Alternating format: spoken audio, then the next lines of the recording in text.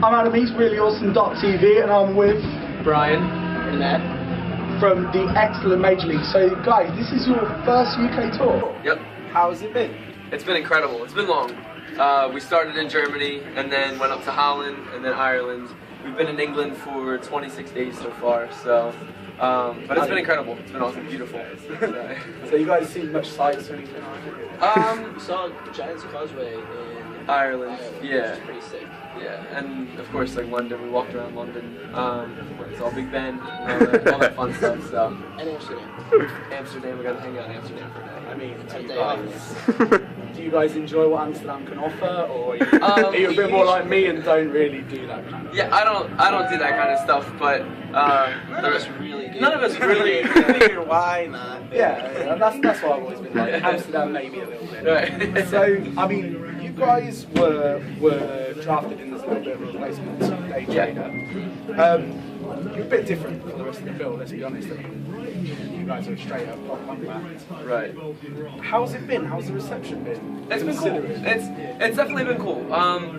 You know, I think it's kind of like, I don't know, it's different for us because we don't, for us, I mean, to ourselves, we don't really like consider ourselves like pop punk, you know what I mean? Like, we grew up like in hardcore bands and like listening to like all different types of music, and I think it's just like pop punk wound up being the style that we play. But so to us, like, you know, we grew up like listening to bands like Funeral for a Friend and stuff. So to get the tour, we felt like we fit right in. But I guess musically, like, you know, it's very different. You don't necessarily always want to be on a tour where every band is in the same genre, everything sounds the same, because it all matches together. Like, I mean, Funeral for a Friend, like, obviously has like that old school, like, kind of like, I guess, melodic, like post-hardcore type stuff. And then it's not straight up like brutality. Right, yeah. It's just like everyone has like their own different like swing, which kind of just makes like for a good fit for a tour. Yeah. So, Hard Feelings came out last year. It was the Really Awesome TV 2012 album of the year. We absolutely loved it. Thank you so much. We loved your stuff before that. Like, in fact, on the first episode of Explains It All, you can check out Walk Away. So, sweet. I mean, how do you guys feel the reception's been? You guys, it seems like globally as well. I don't know if just America, but globally you've stepped up a level as far as reception. Yeah, it's been really cool. It was definitely a lot different than we had expected because doing the record, it wasn't like we had gotten to a point where we felt like we had to do a full length. It was just we had been writing, you know, this material for so long, and we had so much stuff like put together that we just kind of wanted to get out, and it wound up being like 15 songs, and then we cut it down to 10 for the record, but and then kept a bunch for bonus tracks. But yeah, it was like a lot different than what we had expected to do, because when we went into it, we like went in with the mindset of releasing it ourselves, and it'll just be complete DIY. We'll put out a full length, like, you know, it'll be something else for us to tour off of. And we went to go put it out, and Gary from Day Trader is our agent, and was like, let me shop it around a little bit. And we're like, all right, and sent it out, and within a week we were on No Sleep, and it wound up, you know. The other thing too, we don't really know what to expect coming out from this tour, like how it's gonna be doing in the States, because when we released it, we were already on a tour.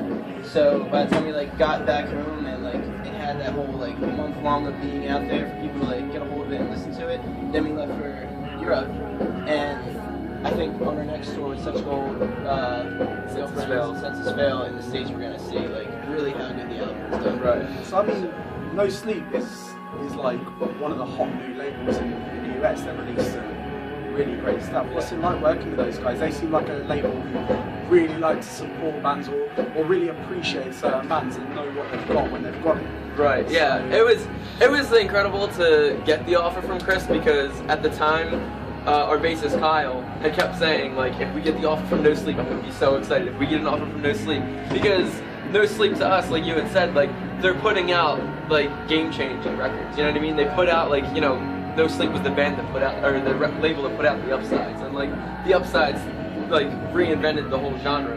And so it was, you know, it was kind of incredible to get that email from Chris saying, hey, I'm really interested in this, and they haven't made us feel like it's a label. It feels like Chris is part of the band. Like, it feels like we've known him for years type thing. Within the first email, he was like, hey guys, what's going on? Like, what's up? Like, you know, made us feel completely a part of the family at home, introduced us to everybody, and, you know, ever since, it doesn't feel like I'm talking to a boss. It feels like, you know, just a buddy of mine, so definitely a great It's feeling. pretty good support. Like Yeah. a lot of bands I know don't feel they get support from people backing it.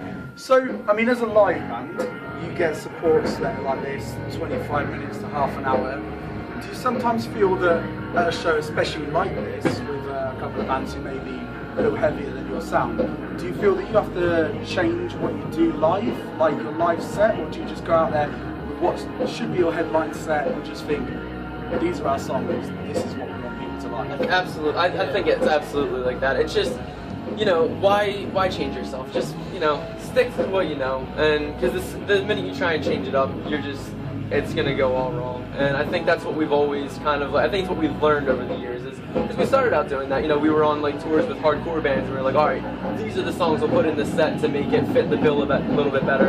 And it wasn't what we wanted to play, and it wasn't what people wanted to hear. And I think this tour, especially because it's so different for us, we're just kind of like, let's just go out there with, you know, what we feel is our best material and do what we know and have fun with it. And I think that reaction's been better than if we would have changed the set and, you know, kept it to all like minor key, harder songs.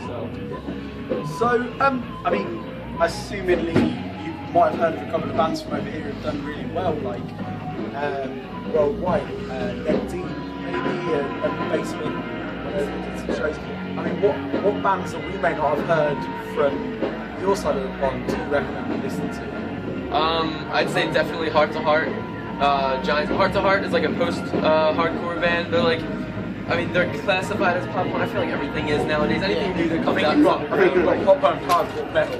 Yeah, that's basically it. But yeah, those guys, we had met them like a few years ago, and it was like a once like, hey, what's going on type thing, and that was it. And then they were coming through our area, and they hit me up and were like, hey, can we stay with you? And I was like, yeah, no problem. And I went to their show in Philadelphia that night, and the heart and soul that those kids put into their music is absolutely like nothing I've ever seen before. Absolutely incredible. So definitely Heart to Heart. Giants at Large, we put a split out with them. I don't know if you guys have heard of them, but Giants at Large, they put out an amazing record last year called Doubt. Trying to think of who else. Forever Keep Calling. Yeah, that record was amazing. And you guys know Handguns, they're coming over here, Handguns, of course. So. You were number one, Handguns were number two. I mean, now Handguns, like solid album. So I mean, with you guys, have you got any? I mean, you only released an album last year, so I assume you're going to tour that a lot. But UK-wise, have you got anything coming up? Maybe festivals in the summer or something? I mean, you certainly fit the bill for Slam Dunk, but I would assume that would have been announced it by was. now. We just missed We missed the deadline by like a week for Slam Dunk. Maybe, and, maybe Heavy. Tell the guys at Heavy Festival. I'd love to play. What is it? Garage Rock? Garage Rock over in Belgium. I saw Comeback Kid was one of my all-time favorite bands growing up, and they're playing all Turn It Around with the original lineup, and I was like, I might come back just for that. Yeah, that's one of the things. It's like a lot of people are like, but maybe, you know, maybe hopefully we see you guys again. Definitely. Hopefully before the year's out. Yes. I'd definitely say with the reception that the album's getting, we'll see you next year. But so I'm Adam. These are the guys from Major League. Reallyawesome.tv. Certainly check them out. And that's it.